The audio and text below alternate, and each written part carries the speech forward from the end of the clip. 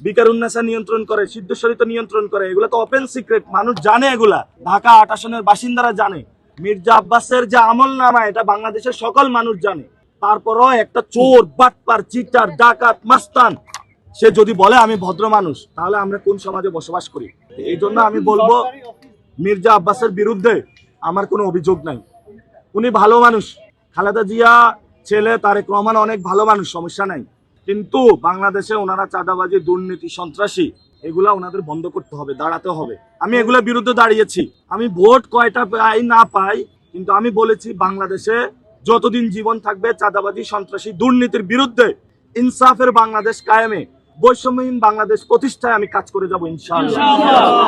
আচ্ছা, আপনি কি আমার কয়টা পিভিসি ব্যানার লাগিয়েছি হিসাব নিয়েছেন? আমি 20টা লাগিয়েছি, 20টা অনুমোদন আছে। নিয়ম পড়েছেন? নিয়মটা পড়লে জানবেন। আর অন্যরা কয়টা লাগিয়েছে পিভিসি দেখবেন। আমি নিয়মের মধ্যে আছি, অর্থাৎ আপনি 20টা রঙিন লাগাইতে পারবেন, এটা নিয়মের মধ্যে আছে। এবং গতকালকে রাতে আমার হলো অনেকগুলো ব্যানার ছিঁড়ে নেওয়া হয়েছে। আপনাদের আজকে মিডিয়ার ভাইদের উদ্দেশ্যে বলবো, আমরা একটা ভয়ঙ্কর এখানে ঢাকা ৮ আসনের দানবের সাথে লড়াই করছি।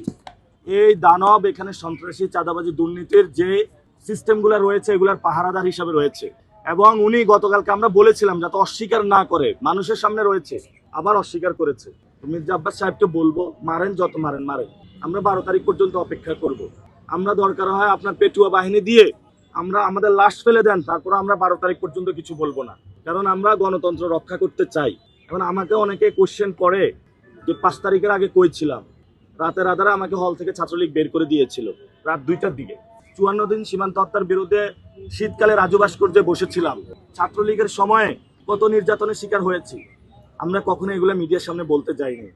যারা আপনার মিডিয়া হাউসে, ক্যাম্পাসে অ্যাটলিস্ট কাজ করে, প্রত্যেকটা লোক আমাকে চিনে, জানে আমরা কি লড়াইটা করেছিলাম। আমি আমার মতন কাজ করে যেতে চাই। অনেকে আমাকে বেয়াদব বলে, আমি যদি চাঁদাবাজি, দুর্নীতি, সন্ত্রাসীর বিরুদ্ধে দাঁড়ায় বেয়াদব হইতে পারে, আমার বেয়াদব হতে সমস্যা নাই।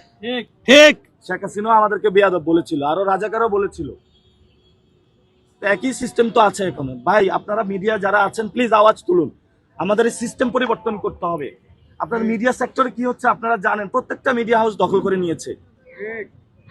প্রত্যেকটা মিডিয়া কর্মীকে, এই যে আপনার একটা নিউজ আজকে আমার নিউজটা দিবেন, এটা শেষে উঠবে ধানের শীষে ভোট দিন, অর্থাৎ মিডিয়া বাইং করে ফেলছে। এটা কোনো কান্ট্রি? কিভাবে মিডিয়া হাউসগুলো চলতেছে। আমি চ্যানেল 24 উদ্দেশ্যে বলবো, আপনি যে ভুল নিউজটা করেছেন এই নিউজটা সরাবেন।